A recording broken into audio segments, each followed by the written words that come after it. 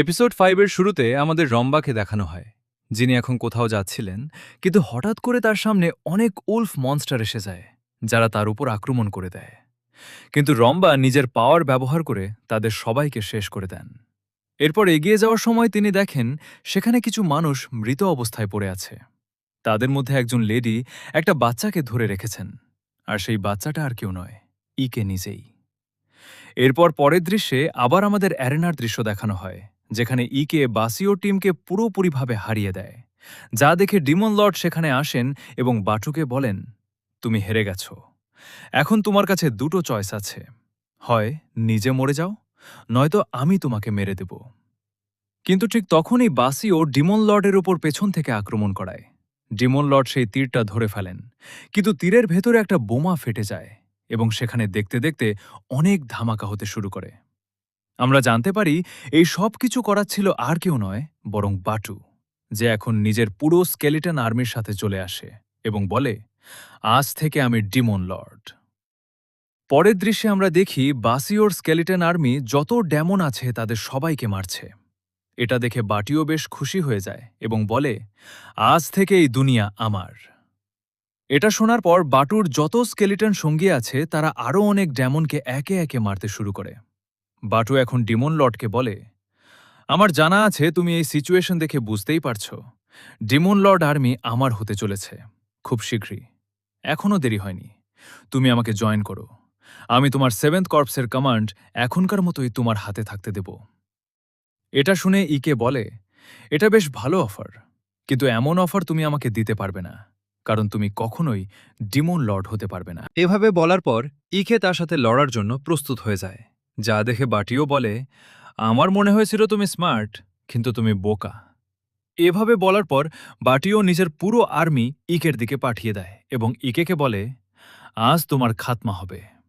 এটা শোনার সাথে সাথেই যত স্কেলিটন আছে তারা এখন ইকের উপর আক্রমণ করে দেয়। কিন্তু আমরা দেখি ইকে নিজের বেশ পাওয়ারফুল ম্যাজিক ব্যবহার করে সেই সমস্ত স্কেলিটনদের বেশ আরামসেই হারিয়ে দিচ্ছে। এরপর সে শত্রুদের সমস্ত আক্রমণ এড়িয়ে বাতাসে উঠে যায় এবং সেখান থেকেই সবার উপর একটা বেশ পাওয়ারফুল স্পেল দিয়ে আক্রমণ করে সবাইকে শেষ করে দেয়, যা দেখে বাটুও বেশ অবাক হয়ে যায়। ঠিক তখনই ইকে বেশ দ্রুত গিয়ে বাটুর কাছে পৌঁছে যায় এবং বাটুর মুখের উপর একটা বেশ বড় ধামাকা করে দেয়। আর ধোঁয়া সরার সাথে সাথে ইকে দেখে সেখানে অনেক মানুষ পড়ে আছে। কিন্তু তখনই সেখানে বাটুর মাথা উঠে আসে, যে ইকেকে বলে, এই ফাইট এখনো শেষ হয়নি। এরপর আমরা জানতে পারি বাটুর পেছনের বডিটা হঠাৎ করে ইকের পেছনে চলে এসেছে এবং সেটা ইকের উপর আক্রমণ করতে যাচ্ছে। কিন্তু ইকেও তাড়াতাড়ি সতর্ক হয়ে যায় এবং সেই আক্রমণ এড়িয়ে একটু পেছনে সরে যায়। এরপর বাটু ইকেকে বলে, তুমি এভাবে আক্রমণ করে আমাদের থামাতে পারবে না, কারণ মনে হচ্ছে তুমি ভুলে গেছ আমি একজন দুলাহান। আমি এবং আমার সমস্ত সোলজার অ্যান্ডেড, মানে তারা মরতে পারে না, কারণ তারা ইতিমধ্যেই মৃত। আমরা দেখি বাটুর যত সঙ্গী আছে তারা আবার উঠে দাঁড়ায় এবং ইকের উপর আবার আক্রমণ করতে শুরু করে। ইকেও নিজের ম্যাজিক ব্যবহার করে তাদের সবাইকে আটকাচ্ছিল, একরকম টাইম থামিয়ে দিয়ে বেশ দ্রুত গিয়ে সমস্ত ড্যামোসদের বেশ আরামসেই হারিয়ে দিচ্ছিল। কিন্তু তবুও অনেক নাইট বাকি থাকে, যারা ইকের উপর আবার আক্রমণ করতে আসছিল। বাটু ইকেকে জানায়, আমার আর্মি ইনফাইনাইট, কিন্তু তোমার ম্যাজিক পাওয়ার ইনফাইনাইট নয়। দুঃখের বিষয়, তোমার আমার জন্য কাজ করা উচিত ছিল, তাহলে আমি তোমাকে ভালোভাবে ব্যবহার করতে পারতাম, কিন্তু এখন তুমি এখানেই মারা যাবে। ঠিক তখনই আমরা দেখি সেই একই গবলিন একটা তীর নিয়ে দাঁড়িয়েছিল এবং সেটা সরাসরি ইকের পেছনে ছুড়ে দেয়। এই বিষয়টা ইকেরও তাড়াতাড়ি জানা হয়ে যায় এবং ইকে সেখানে একটা ব্যারিয়ার লাগিয়ে সেই তীর থেকে বেঁচে যায়। এটা দেখে বাটু ইকের প্রতি বেশ ইমপ্রেসড হয়ে বলে, এখন বুঝলাম কেন তুমি আনডাইং ব্রিগেডের লিডার, কিন্তু এভাবে স্ট্রাগল করে তুমি বাঁচতে পারবে না। সময় হয়ে গেছে এই সমস্ত কিছু শেষ করার। সেই সময় ইকে মনে মনে ভাবছিল, এভাবে চলতে থাকলে আমার ম্যাজিক পাওয়ার শেষ হয়ে যাবে। আমাকে তাড়াতাড়ি অন্য কোনো রাস্তা খুঁজতে হবে, কারণ এরা সবাই ডেড, তাই এদের উপর ডার্কনেস ম্যাজিক কাজ করবে না। ঠিক তখনই ইকের মাথায় একটা আইডিয়া আসে, আসলে সে এদের উপর কোনো ম্যাজিক ব্যবহার করতে পারে। সে এক জায়গায় দাঁড়িয়ে যায়, আর ঠিক এই সুযোগটাই কাজে লাগিয়ে অনেক স্কেলিটন এখন তার উপর আক্রমণ করে দেয় তারা এখন ইকেকে শেষ করতে যাচ্ছিলই, কিন্তু ঠিক তখনই ইকে এমন একটা ম্যাজিক ব্যবহার করে যার কারণে যত অ্যান্ডেড আছে তারা সবাই সেখান থেকে গায়েব হয়ে যায়। যা দেখে বাটু বেশ অবাক হয়ে ভাবতে শুরু করে, আসলে এটা কি হলো? এটা কোনো পাওয়ার? অন্যদিকে আবার সেই একই গবলিনকে দেখানো হয় এবং হঠাৎ করে তার উপর আক্রমণ হয়, যার কারণে তার হাত কেটে যায়। আর আমরা জানতে পারি এই আক্রমণটা করেছে আর কেউ নয়, বরং সেফিরো, যে এখন সেখানে চলে এসেছে।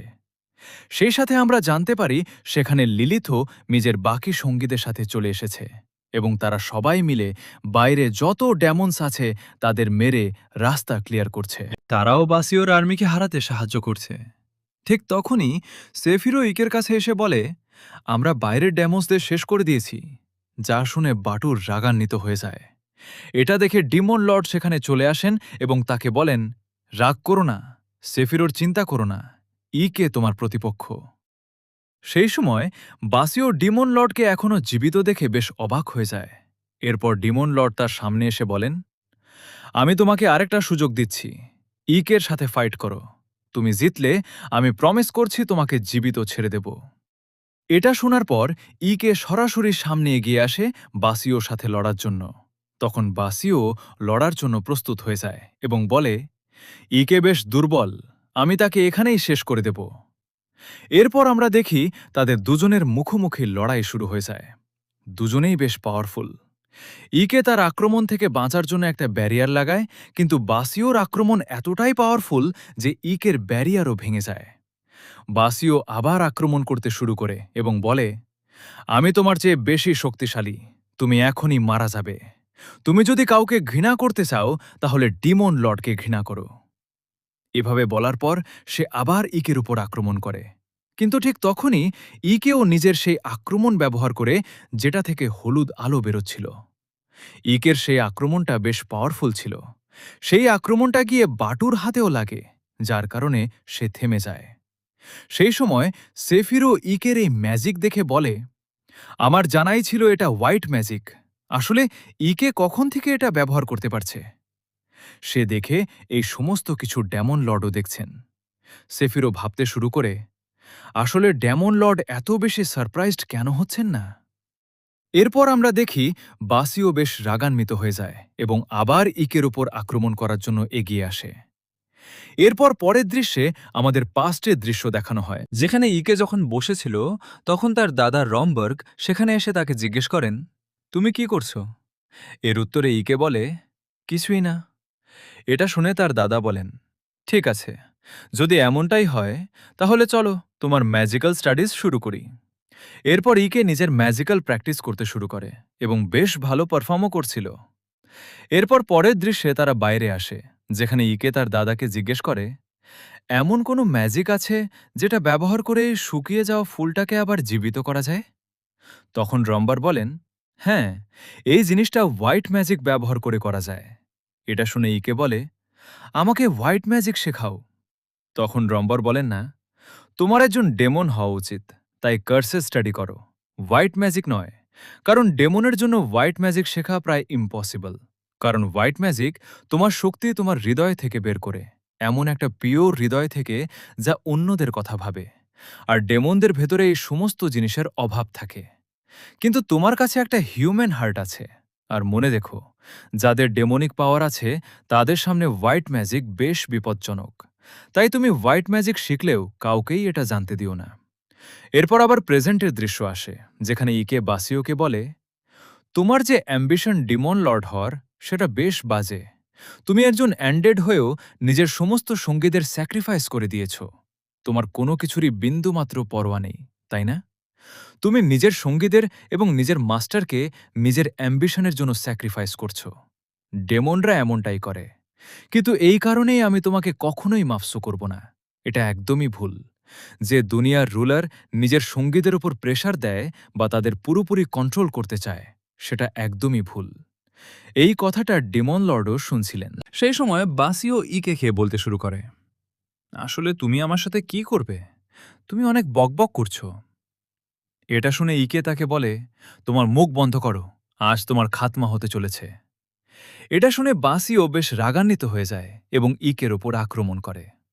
তখন ইকেকে মনে মনে বলে, গ্র্যান্ডফাদার, আমাকে মাফ করে দিও, কিন্তু এখন আমি হোয়াইট ম্যাজিক ব্যবহার করতে চলেছি। এভাবে বলার পর ইকে হোয়াইট ম্যাজিক ব্যবহার করে বাসিওর উপর আক্রমণ করে, যার কারণে আমরা দেখি বাসিওর অনেক বেশি ব্যথা হতে শুরু করে এবং সে সেখান থেকে শেষ হয়ে যায়। শুধু তার আর্মারটাই সেখানে থেকে যায়।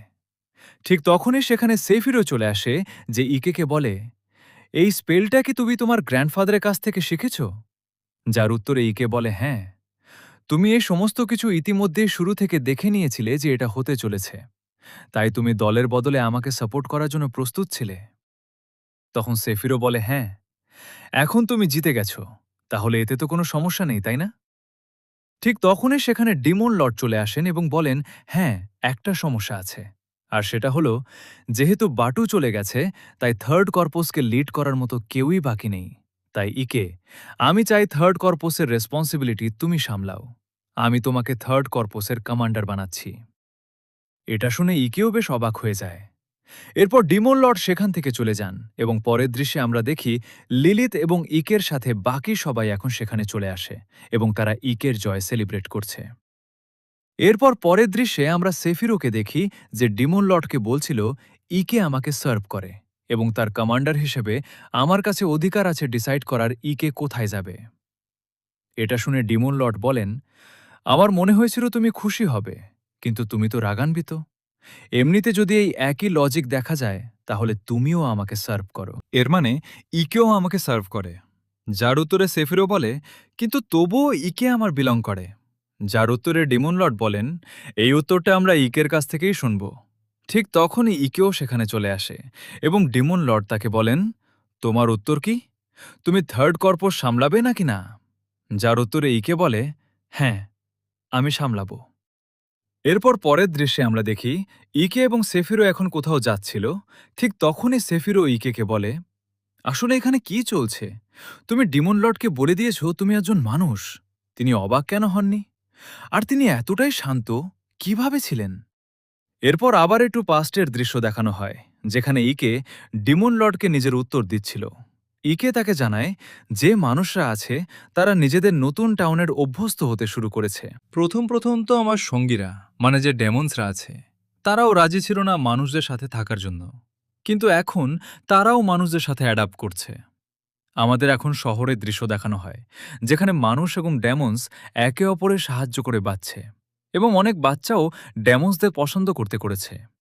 ইকে ডিমন লর্ডকে বলে, আমি সেফিরোর অধীনে সার্ভ করতে চাই, কিন্তু আমার যে লক্ষ্য সেটা হলো আমি এমন একটা দুনিয়া বানাতে চাই যেখানে মানুষ ও ডেমন্স একসাথে থাকতে পারে। এভাবে বলার পর ইকে নিজের মাস্ক খুলে ফেলে এবং বলে, আমাকে মাফ করবেন ডিমন লর্ড, কিন্তু এখনও আমাকে সেফিরোর কাছ থেকে অনেক কিছু শিখতে হবে, তাই আমি থার্ড কর্পসের রেসপন্সিবিলিটি নিতে পারবো না। কিন্তু এর বদলে আমি আপনাকে প্রমিস করছি, আমি ইলিয়াসকে এমন একটা প্রথম শহর বানাবো যেখানে মানুষ এবং ডেমন্স একসাথে থাকতে পারবে। এটা শুনে ডিমন লর্ডও বেশ অবাক হয়ে যান এবং বলেন, চলো দেখা যাক। এবং এখানেই এই এপিসোড শেষ হয়ে যায়। পছন্দ হয়ে থাকলে চ্যানেলে লাইক করে দিও, নতুন হলে সাবস্ক্রাইব করে দিও। দেখা হবে পরের এপিসোডে।